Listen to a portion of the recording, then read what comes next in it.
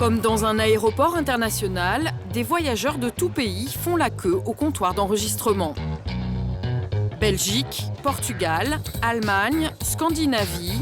Ici, l'Europe est à portée de main. Bon, c'est Yannick. Bon, bah viens, on va faire la queue. Anita et Sonia partent pour une semaine de vacances au soleil à Barcelone. Pourtant, dans quelques minutes, elles ne monteront pas dans un avion, mais dans un autocar. Merci. Merci bien. Au revoir. Au revoir. 80 € l'aller-retour pour découvrir la capitale catalane. Le car, c'est 2 fois moins cher que l'avion. Anita et Sonia travaillent toutes les deux.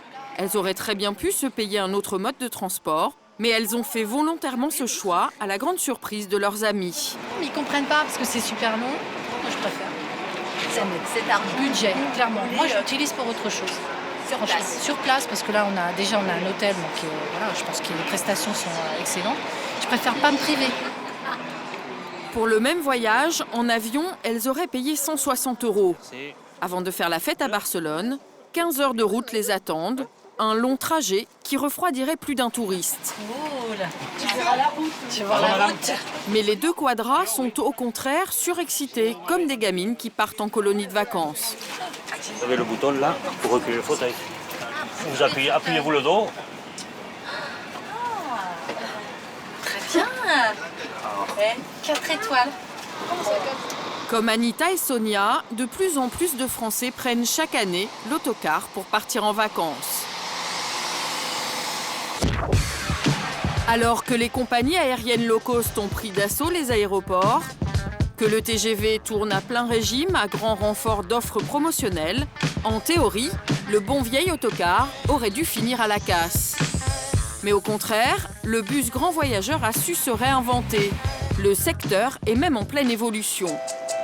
Nouveau design, intérieur repensé et plus fonctionnel, le car n'est plus seulement le mode de transport numéro 1 des étudiants fauchés et des baroudeurs. Il séduit désormais de nouveaux touristes plus exigeants, parfois même bon chic bon genre. Angleterre, Espagne, Allemagne, accessibles sans changement depuis Paris ou la province, sont les destinations qui cartonnent. En Europe, 2 compagnies se partagent le marché.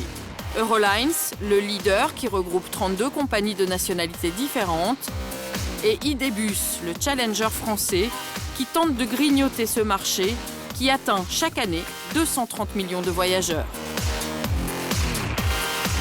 À quoi ressemblent vraiment ces bus nouvelle génération ? Pourquoi certains vacanciers choisissent ce mode de transport plus lent que l'avion ou le train ? Quel est le secret de ces compagnies pour proposer des tarifs défiant toute concurrence ? Bienvenue à bord. Des paysages verdoyants, inondés de soleil, la route des vacances défile tranquillement sous les yeux d'Anita et Sonia, confortablement assises à l'avant du car. Encore 13 heures de trajet avant d'atteindre Barcelone. Un long périple, mais un moment rêvé pour décompresser après une année sous la grisaille parisienne. Ça y est, vous êtes en vacances là. Ah, ouais. Complètement. Moi, je suis partie. Ça y est, je suis complètement partie. Au bout de 100 km, elle commence quand même à trouver le temps long. Seule distraction à bord, une carte touristique de la ville espagnole qu'Anita commence à connaître par cœur. Sonia avait pourtant tout prévu, et notamment une tablette tactile. Seulement voilà, il est impossible de s'en servir à bord. Là, il n'y a pas d'allume-cigare, il n'y a pas de prise... Après, apparemment, ce car-là n'est pas équipé, mais dans d'autres cars, c'est possible. Dans le bus, pas moyen de recharger ni de se connecter. Des prestations qu'Eurolines est pourtant censé offrir à ses passagers. Apparemment, il y avait un problème de Wi-Fi sur le car. L'un des 2 chauffeurs est un peu gêné et donne une réponse toute faite. Oui, normalement, oui, il fonctionne. Je sais pas, apparemment, j'arrive pas à la voir. J'ai eu celui-là de la gare, la Wi-Fi de la gare, mais là, je l'ai pas. Normalement, ils sont branchés, toujours en permanence, pour le trajet. Mais bon, peut-être il y a un niveau des réseaux ou quelque chose, c'est pour ça que peut-être ça passe pas. Du coup, Anita et Sonia s'occupent comme elles peuvent. Messieurs, dames, bonsoir. Nous allons faire un arrêt de 40 minutes pour le repas. La pause pique-nique, cela fait aussi partie d'un voyage en autobus. Libération. On va aller se poser dans l'herbe. Pique-nique, c'est bien. Pour le repas, les deux femmes ont tout prévu. Casse-croûte fait maison et boisson. Car l'objectif, ce n'est pas de dépenser bêtement sur l'autoroute l'argent économisé sur le billet. Le pique-nique sur une table en pierre et des poids lourds en guise de décor. Le bus, vu sous cet angle, ce n'est pas très glamour. Alors comment les compagnies font-elles pour attirer de nouveaux clients? Quelles stratégies mettent-elles en place pour nous faire préférer le bus? Nanterre, en banlieue parisienne, au centre de réservation de la compagnie de bus longue distance. Eurolines propose 600 destinations en Europe et fait voyager 3,5 millions de personnes par an. Théoriquement, leur plateforme de réservation devrait s'étendre à perte de vue. Pourtant, c'est dans ce bureau de 20 mètres carrés que travaillent les 6 téléconseillers chargés de répondre aux appels de toute la France. Saturday and Sunday. Você quer viajar para Portugal? Sim, sim, podemos falar português. Leur atout, comme Monica, la chef de service, ils parlent plusieurs langues couramment. Vous êtes Madame Portugal en fait. Madame Portugal, Madame Espagne, Madame Angleterre. Ça booste les ventes, ouais. Forcément, on concrétise beaucoup plus facilement les ventes lorsqu'on s'adresse à eux dans leur langue. En moyenne, chaque conseiller reçoit 60 appels par jour. Donc c'est des départs à 18h15 d'Oviedo. Des appels qui ne se transforment pas forcément en vente de billets, mais Monica sait comment séduire des clients potentiels en leur proposant la meilleure formule. Sur les destinations comme Londres, où on a plusieurs départs dans la journée, il y a des clients qui partent avec des enfants, donc on leur conseille plutôt de partir le soir, comme ça ils peuvent dormir dans le car, les enfants sont moins embêtés, ou alors ceux qui veulent profiter de la traversée par le ferry, là on leur dit partez plutôt en journée, vous pourrez en effet profiter du paysage lors de la traversée. Pourtant, ce ne sont pas ces gestes d'attention qui attirent les clients, mais les tarifs, incroyablement bas. Paris-Milan à partir de 49 € l'aller simple, à Marseille-Barcelone à 38 €. Vous allez comprendre comment Eurolines arrive à proposer de tels prix. Souvenez-vous, Anita et Sonia ont acheté leur Paris-Barcelone 80 €. 47 € servent à payer la maintenance, les péages, le chauffeur et l'essence. 13 € partent en frais de gestion, 10 en frais commerciaux et 6 € en taxes de gare. Au final, sur ce billet, Eurolines ne prendra que 4 € de marge. 4 €, ce n'est pas grand-chose. À un détail près, les bus tournent en permanence sur 600 destinations et jamais à vide. Pour les remplir, tout se joue dans cette salle de contrôle dirigée par Sébastien Vincent, le directeur de la gare. Donc ici, on est au service trafic, donc c'est la gestion des bookings, donc des réservations. L'objectif de Sébastien est de s'assurer que les bus sont toujours pleins. Pour cela, il possède un logiciel propre à la compagnie.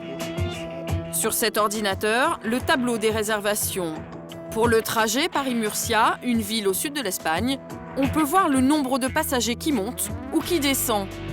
En fonction de ces informations, Sébastien sait qu'il peut revendre presque en direct les sièges qui se libèrent.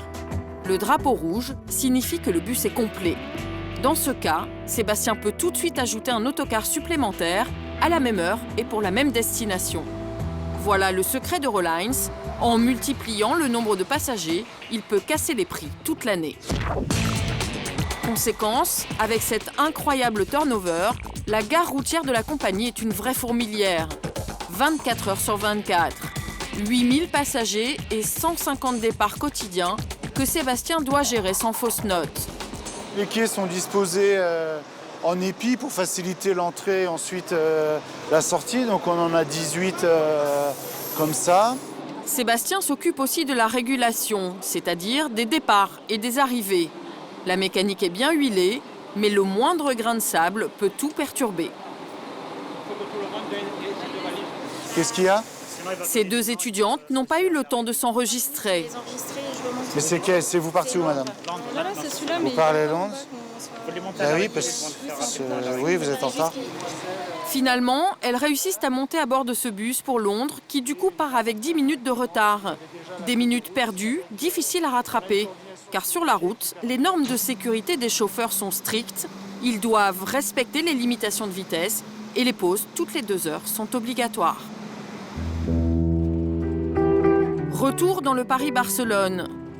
Il est 3 heures du matin, le bus a déjà parcouru 900 km. À l'intérieur, tout le monde dort sur ses 2 oreilles, sauf Anita, qui n'a pas réussi à fermer l'œil. Elle n'arrive pas à trouver une position confortable.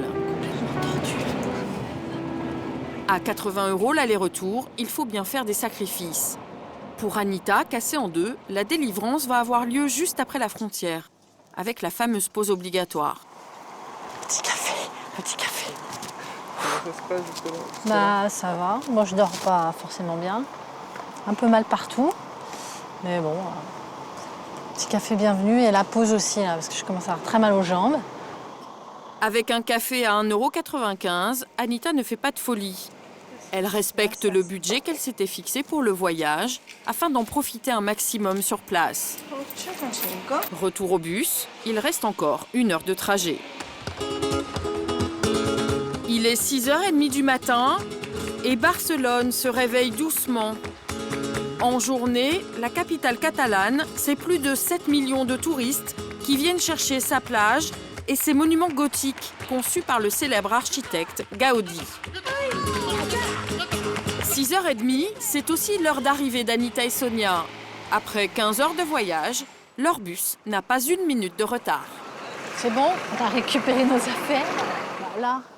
Les 2 Parisiennes ne sont pas fâchées d'arriver enfin à destination. Pour autant, elles ne regrettent pas d'avoir tenté l'aventure. Moi, je trouve que ça va. Ça va. Ça va. Ça va. Qualité-prix, ça va. Maintenant, oui, il manque des petites options. Non, on fera un petit bilan après, mais je veux dire, oui, il ne faut pas demander non plus transport 4 étoiles. Oui, voilà. Face au géant Eurolines, une nouvelle compagnie espère appâter les clients comme Anita et Sonia en misant justement sur ces fameuses petites options qui peuvent améliorer un voyage en bus parfois interminable. Depuis 2012, des cars aux couleurs flashy stationnent régulièrement sur le parvis de la gare SNCF de Paris-Bercy. Le leader du transport ferroviaire a décidé lui aussi de se lancer sur ce marché en proposant ID-Bus. Siège en velours, tablette inclinable, écran plat pour regarder des films pendant le voyage, prise électrique individuelle, place numérotée pour faciliter l'embarquement. Ces détails, qui peuvent faire la différence, ont été imaginés par 2 cadres d'ID-Bus.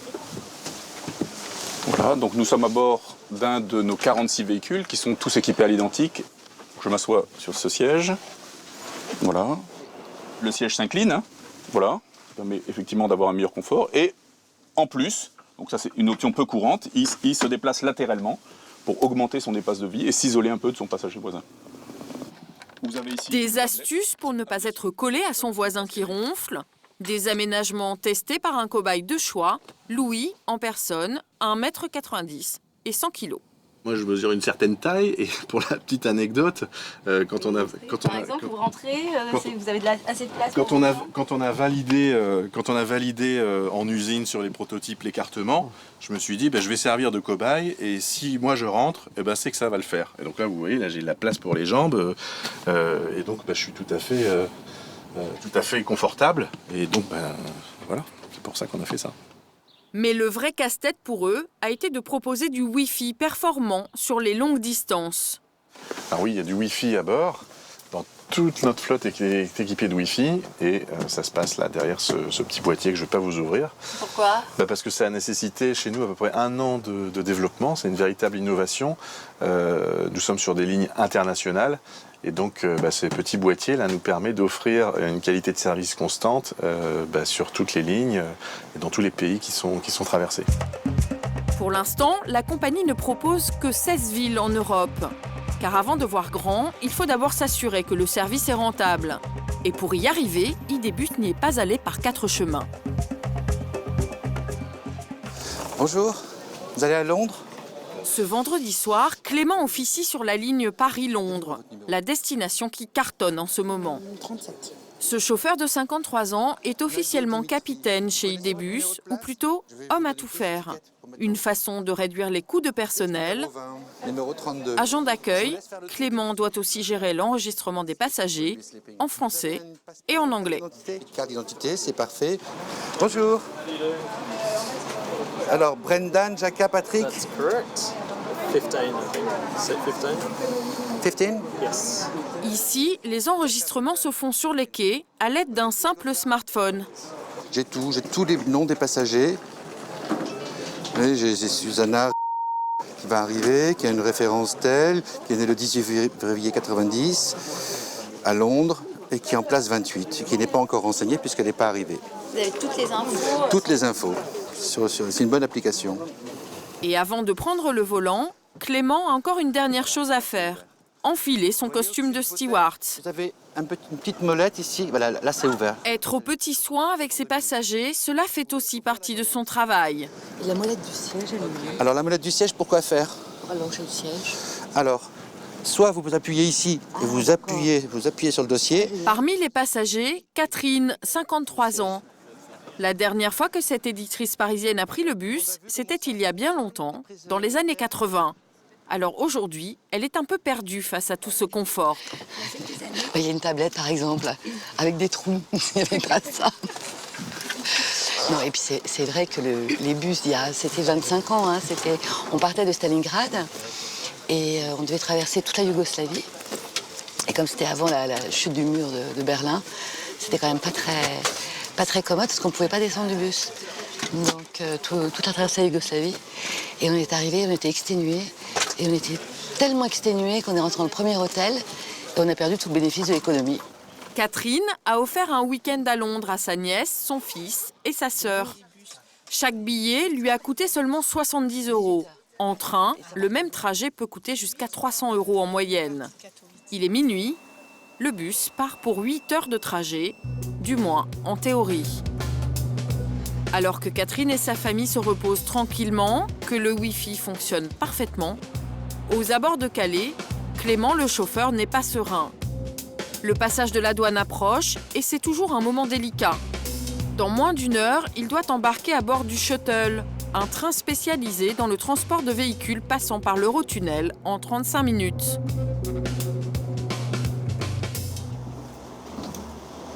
Bonjour. Bonjour. Combien vous avez de passagers? 44. Oula. À droite. D'accord. Ce soir, le contrôle des passeports des 44 passagers va durer 20 minutes de plus que prévu. Avec ce retard, Clément risque de rater le prochain shuttle, car il y a beaucoup de véhicules aujourd'hui et il n'y aura pas de place pour tout le monde. S'il le rate, ce serait alors 1h30 de plus pour ces voyageurs à passer dans le bus. Clément va tenter de négocier pour passer en priorité. Pas de malades, pas de chats d'animaux. Et s'il vous plaît, faites-moi montrer dans le 86. Mais dans sa guérite, l'agent de régulation va rester inflexible. Et alors là, je suis condamné. Si vous mettez dans la boîte à attendre avec les autres, c'est foutu, parce que tous les autres qui sont devant moi vont passer avant moi. Oui. Bon, c'est pas gagné.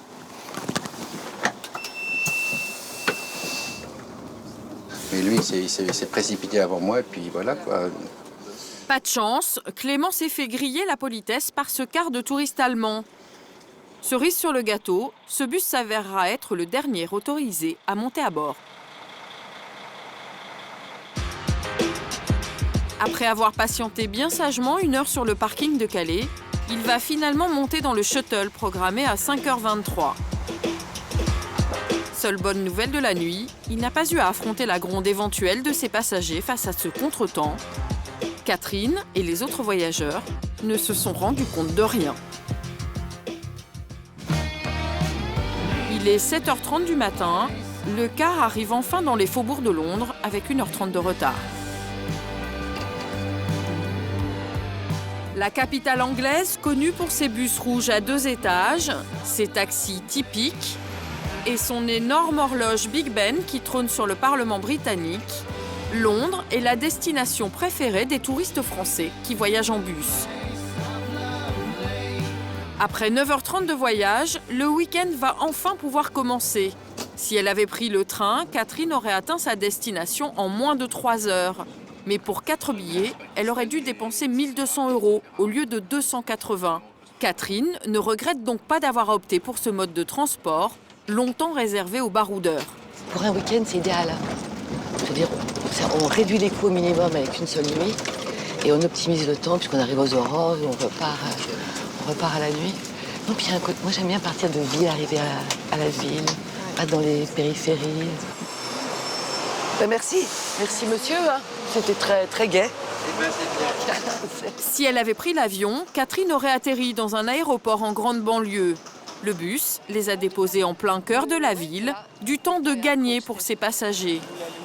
Et si Catherine, la mère de famille, a eu l'impression de vivre une nuit particulière en voyageant en autocar, à des milliers de kilomètres du vieux continent, certains prennent le bus comme on prend le métro. Direction les États-Unis. Bienvenue à Hollywood. Dans un pays où règne la démesure, les cars n'échappent pas à la règle. Ils sont partout sur le territoire. Certains proposent des trajets d'un État à un autre à partir de 5 € pour une clientèle à petit budget. Mais aujourd'hui, une nouvelle offre fait son apparition. Des bus beaucoup plus chers qui font dans le bling-bling. Cette compagnie affiche clairement la couleur. Un voyage de luxe entre Los Angeles et Las Vegas en 5 heures. Un intérieur haut de gamme avec des sièges en cuir, une télécommande pour écouter la radio ou regarder la télévision. Bref, un bus qui ressemble à s'y méprendre à un avion. On nous sert des boissons fraîches. Il y a des toilettes à bord, on peut regarder des films. Mais les films, ce n'est pas trop notre truc. On préfère regarder le paysage par la fenêtre. Ce qu'on voulait aussi, c'est voyager confortablement dans un bus climatisé. Et comme dans les avions, chaque bus dispose d'une hôtesse de bord. Pour ce voyage, c'est Bonnie qui s'occupe des passagers.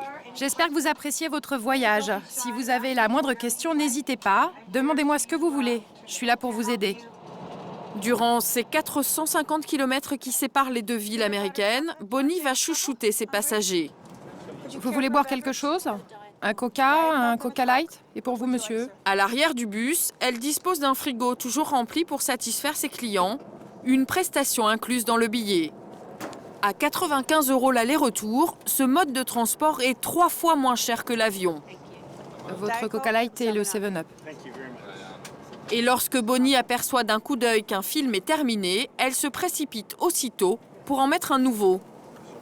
La compagnie exige de son personnel un service irréprochable. Bonnie, l'hôtesse, doit aussi jouer les guides touristiques pour distraire tout ce petit monde. Si vous avez un moment pour aller au lac Mead, qui est à peu près à 30 minutes à l'est de Las Vegas, c'est un voyage absolument fascinant. Après 5 heures de route, Las Vegas, la ville du jeu et du divertissement. Chaque année, 40 millions de touristes viennent dépenser leur argent dans l'un des 120 casinos de la ville. C'est reposé et détendu que les passagers descendent de l'autocar. Ils passeront pour la plupart seulement 48 heures dans la ville du péché avant de reprendre le bus pour rentrer chez eux.